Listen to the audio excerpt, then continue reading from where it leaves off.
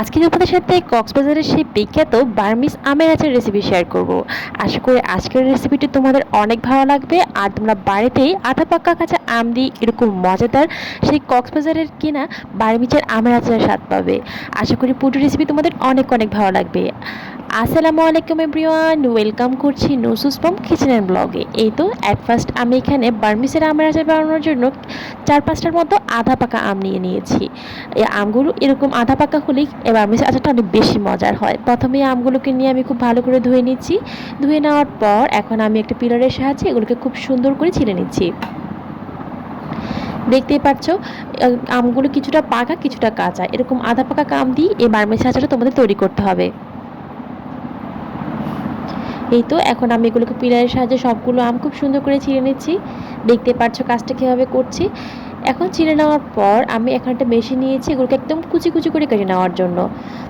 তোমরা চাইলে এটা যে কোনো মেশিনের সাহায্যে করতে চাই। এবার এই তো আমি এই মেশিনটার সাহায্যে এগুলোকে একদম কুচি কুচি করে কেটে নিচ্ছি। কুচি কুচি করে কেটে নেওয়ার পরে এই দেখো এরকম মিহি কুচি হয়ে গেছে। এখন এই পর্যায়ে আমি এর মধ্যে স্বাদ মতো 1 কাপের মতো চিনি দিয়ে দিচ্ছি। তোমরা চাইলে তোমাদের ইচ্ছা মতো বাড়িয়ে কমিয়ে দিতে পারো। এরপর আমি এর মধ্যে 2 টেবিল চামচের মতো ভিনেগার ইউজ করছি, যেহেতু আমি আচারটা দীর্ঘদিন সংরক্ষণ করতে চাইছি। তোমরা চাইলে দীর্ঘদিন সংরক্ষণ করার জন্য এই ভিনেগারটা ব্যবহার করতে পারো। তারপর এটাকে আমি কিছুক্ষণের জন্য রেস্টে রেখে দেবো। রেস্টে রেখে দেওয়ার এই সময়টাতে আমি একটা ম্যাজিক মশলা বানিয়ে নেব। এই মশলাটা দিলে কিন্তু আচারের স্বাদ দ্বিগুণ বেড়ে যায়। এই দেখো এখানে আমি কিছুটা পরিমাণ পাঁচফোড়ন আর কিছুটা পরিমাণ শুকনো মরিচ দিয়ে নিয়েছি। এগুলোকে আমি খুব সুন্দর করে একটু টেনে নিচ্ছি। হালকা একটু টেনে নেওয়ার পর এগুলোকে আমি একটা ব্লেন্ডারের সাহায্যে ব্লেন্ড করে নেব। তোমরা চাইলে শিলপাটাও এটাকে বেটে নিতে পারো।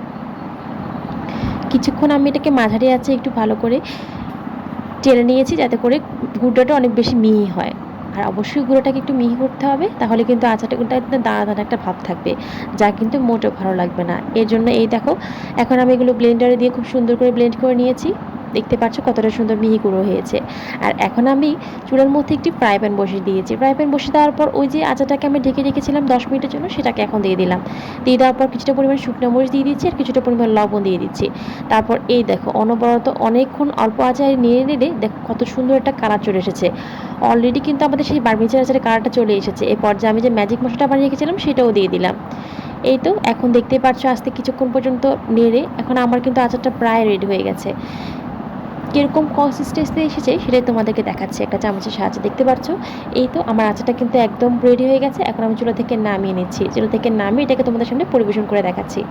দেখতেই পাচ্ছ দেখতে কতটা লোভনীয় হয়েছে। দেখতে যেমন সুন্দর হয়েছে, আচারটা কিন্তু খেতে একদম অসাধারণ হয়েছে। কক্সবাজারের সে বার্মিজের আচারকেও কিন্তু হার মানাবে আমার এই রেসিপিটি। আশা করি আজকের রেসিপি তোমাদের অনেক